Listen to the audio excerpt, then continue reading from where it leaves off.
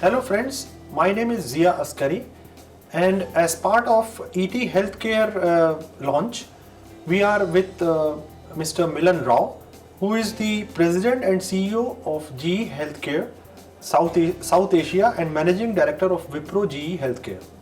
Milan has spent more than 20 years in the industry and has worked with companies like Bharti Airtel, Morgan Stanley, Citibank, and Sequence India. What does this industry need to accelerate the delivery of healthcare in India? To me, clearly it's a balance, right, between access, affordability, and quality of care. It clearly needs a lot of intervention. I think most industries, when they are on the cusp of tremendous expansion, need a lot of intervention. So the first one is obviously that the government needs to be positively inclined and create a climate towards R&D, towards investment, towards manufacturing in the industry. I think that is going to be very critical. Clearly, money needs to come into the industry. We're seeing a lot of activity in the last couple of years, 18 months that I have been here. There's a lot of activity around PE funds, angel investors being interested in healthcare, both on the hospital provider side, on the medtech side, as well as on, various healthcare IT companies and IT platforms. So it does require infusion of capital and support. And I think if you get private capital and you get government support, I think that's a real mantra for success. What best practices do you think you can translate from other industries to this industry? Well, so without going into specifics of industries, I think clearly, as I mentioned, there is a dire need for delivery of healthcare into the tier 2 and tier 3 segment. And I think some of the companies that I've worked for have been able to create tremendous scale and distribution. And I think that's clearly the most important need. The second one is that we cannot always create an industry where everything is delivered to the end customer. I think we have to create platforms where the end customer is able to reach the provider or is able to reach the equipment. So to clarify, we need to invest more in telemedicine. We need to invest more in teleradiology, as an example for our own products. We are working on products such as eICU or remote ICU or tele-ICUs, which are going to be very important as hospitals try to push for high acuity care across tier 2 cities. So I think it's going to be a combination of technology. It's going to be a combination of innovation. Innovation is always going to be important. And it's going to be a combination of how do you create scale in this market. Clearly, the market and the industry today is subscale. And I think one of the things that I'm going to be working towards is how to create scale in the industry. India is facing serious healthcare, manpower, and disease challenges. So what is GE doing in terms of addressing these challenges? Well, actually, I in a sense answered it before, that it is a question of how do you make sure that access, affordability, and quality care are addressed. I also mentioned the fact that there has to be an understanding of the products and services at the grassroots level, and therefore, in addition to technology and distribution, you also need to have a high focus on education. So how do you make sure that a combination of all of these three is available further and faster? We know GE as a pioneer for making in India as far as healthcare segment is concerned, and the company has been doing it for many years. So what are you going to do to further strengthen this segment? Well, I think the joint venture between Wipro and GE has completed 25 years, and we just celebrated that anniversary. So we've been actually working on concepts such as making in India, R&D in India, manufacturing in India for a pretty long period of time. I think that has gotten accelerated over a period of time, and especially over the last few years as the environment has been conducive towards R&D in India and making more in India. I think we ourselves have put in more effort. We launched a program a few years ago where we said that we will make 100 products which are manufactured in India and which we'll be able to sell both in India as well as across the world. We're very happy that we've just launched the 26th product in that pipeline, and cumulatively, just as numbers go, we have already cumulatively exported $2.5 billion worth of equipment from India. So I think the journey's come about a lot, but like I said, there's a lot more to be done. Please outline some of the innovative products that are there in the GE healthcare product pipeline. A lot of work is actually being done on affordability. How do we make sure that products that we manufacture, that we research and develop, are appropriate for a country like India, for a region like South Asia, or for other emerging markets around the world? So I think there's a lot of focus on that. And a couple of examples are, we've developed a new PET CT called Discovery IQ in India, which has got the ability to expand the PET depending on the number of patients that have to be addressed. And that's great for putting up a PET CT in a town or a city which doesn't have one. Right? Similarly, just a couple of weeks ago, we launched the Revolution Act S, which is a 4-slice CT.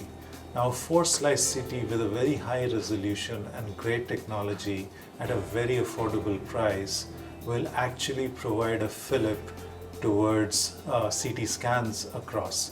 If there are CT scans which are available every 50 kilometers and in every district in India, then imagine the amount of impact that we can have in cases like trauma, as an example. Can be very easily detected what needs to be done, and care can be given in accordance with that.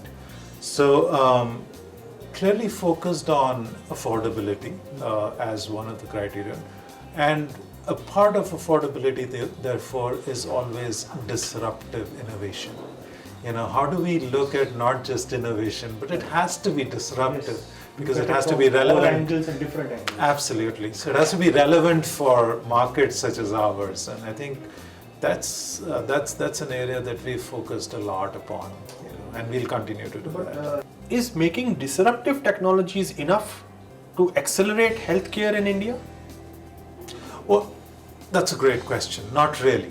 So that's one part of it, and I've been mentioning this in a couple of forums before as well, that we need to work on the ecosystem. So while we work on disruptive technologies, and I mentioned that that's kind of one leg of a tripod. You also need to make sure that the balanced things in the ecosystem are ensured. So for instance, you need to have the distribution and scale. You need to have the ability for people to understand and appreciate the technology, and therefore things such as education are important. And then other parts of the ecosystem, such as how do you have service capability for those areas? How do you have funding for people? Because India is primarily a private market, and the private market is growing. So how do we create funding and funding options for the people who are going to set up those equipment? So I think it's a part of a broader ecosystem that we have to create, and it's not just disruptive technologies, but that's an integral part of that ecosystem. So in your opinion, what are some of the drivers and at the same time some of the deterrents that are there in terms of innovating in India? Well, the drivers, as I mentioned, are a number of them. To me, the greatest driver is the great need, and necessity is the mother of all invention, really. So I think all the drivers are related to the needs. Disruptors, I think clearly, I'm not saying they are disrupting, but potential disruptors could be a policy framework which is not conducive towards innovation. And I think, therefore, it's important for us to work with the governments to make sure that, the disruptive innovation is something that we constantly focus on, and India Inc. constantly focuses on. The other disruption can be in terms of how technology changes. And when you're in the field of technology, when you're a market leader, you always look at what's the next thing that can disrupt. So we're very acutely aware of what's happening around in the market. We're in touch with a lot of people who are developing disruptive technologies. In fact, some of those products tend to get projects tend to even get sponsored by GE, and we look at very closely associating on a researched manner in some of those projects. So I think we need to be clearly having this in our vision, in our sort of field of vision, to make sure that what's happening around us and how best can we leverage that rather than be looking at it as a disruptor to us. So according to your opinion, what could be the next big innovation in the healthcare segment? Well, there could be several actually, but I think clearly a lot of things around access are going to become important.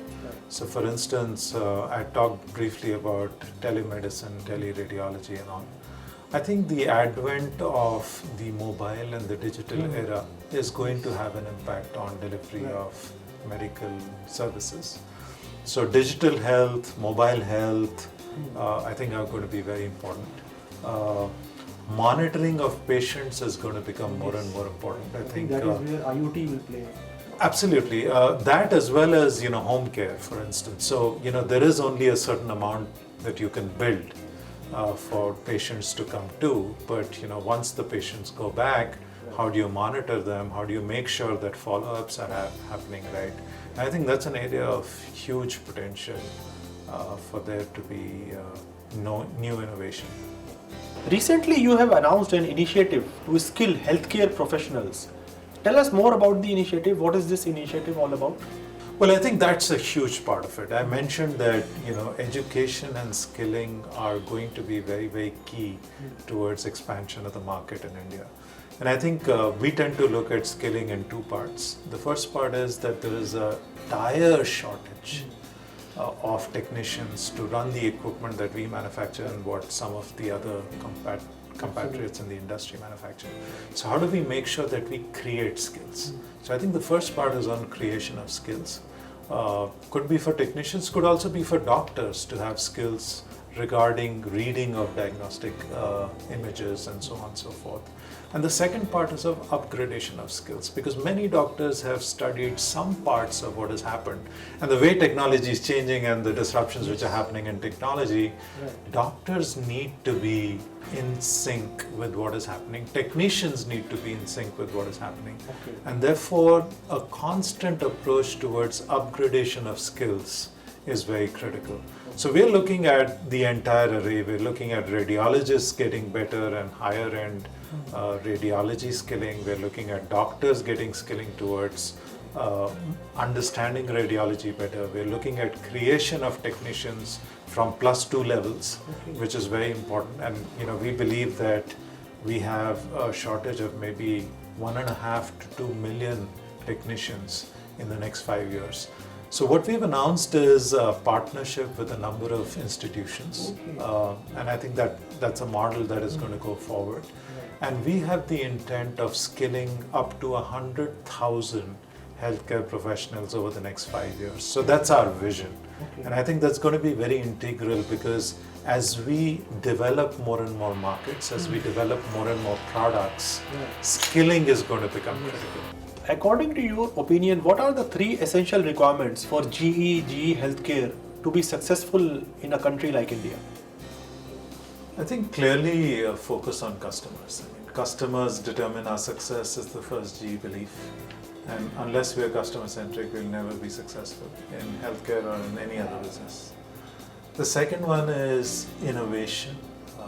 Clearly, innovation has been at the cornerstone of GE's success over 130 years. So I think that will continue to be one. And the third one is localization. I believe that there is a lot that can be done in India for India. I believe we can make in India. and therefore localization as a strategy is imperative for us. Can you elaborate on the constantly evolving role of technology as far as Indian healthcare is concerned? It has been important for a very long period of time. Constantly is important because what does technology really do? Technology enables you to have better access, and technology ultimately reduces the cost of delivery. So if you have innovations in technology which either better affordability or ensure that the access is available to the people who need healthcare, then that is always going to be helpful. So to me, technology really is about access and affordability betterment. What do you believe will be the next big innovation in healthcare? Well, I think digital and mobile health. I think I'm coming from a technology background. You and I talked about telecom. It is going to be very important because as connectivity gets better and as the availability of data is there across the world, there's smartphones as well. the smartphones, there is industrial internet, which GE is working so closely on, and there is the ability to analyze big data. So the combination of the two, the digital and the mobile health, I think is going to be huge for innovation in the future. So, but what would be the role and responsibility of GE Healthcare in terms of skilling doctors as you mentioned? So what we're looking at is we have a lot of content. We develop that content as part of the way that our equipment can get operated and serviced. Documentation. Well, it starts with documentation, but it's actually coaching. So some of our equipment, in fact, has built-in scan coaches, as an example, on our latest ultrasound equipment. But it starts from the fact that people need to learn to work the equipment and to benefit the most from all that the equipment has to offer. And technicians can sometimes be new, technicians can change, and therefore it's important to coach them about the application. So content is something which is clearly available from our side. High-level skills are also available. So a little bit on the instructional side is something that we bring forward. And the third part is the fact that our equipment is there. So you have, in any education program, you have the didactic part, you have the practical aspect of it. So if you have the equipment which is available at those locations, then they can actually practice what they've learned, in the skill development program. So I think it's a combination of all three. Can you elaborate on the constantly evolving role of technology as far as Indian healthcare is concerned? So from the perspective of how do you deliver better outcomes, I think the technology is very important. G has been at the forefront of technology and of innovation, not just in healthcare, but also in numerous other sectors that we are invested in. For us, our belief is that technology can actually change outcomes significantly. And we've seen that happen over the years. If you actually look at the evolution of how X-rays evolved, and then CTs came, and then MRIs, and now PET CTs, and how ultrasounds have evolved, and how life care solutions have become much better. That technology is going to be driving the growth of and quality of healthcare delivery. And GE as a market leader, to my mind, has an obligation to deliver more and more innovative and disruptive technologies, because the only way that the market is going to expand and the only way that we're going to change the outcomes of patient care in our country is if we are able to develop those technologies and develop those innovations, not just on the product side, but also on the delivery side, on the education side, and on the funding model side.